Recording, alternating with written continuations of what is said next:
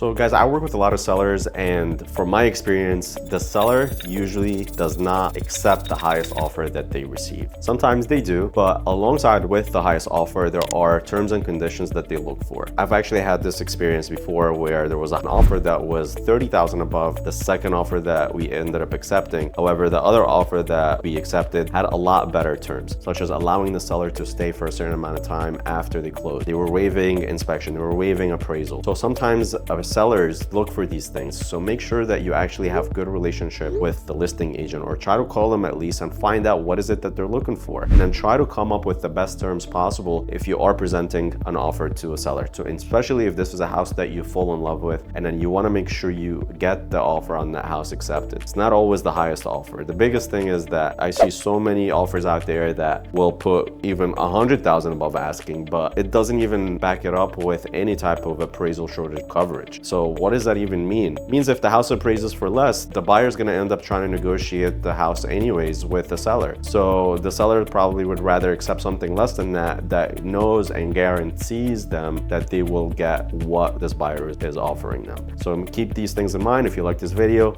save and share it.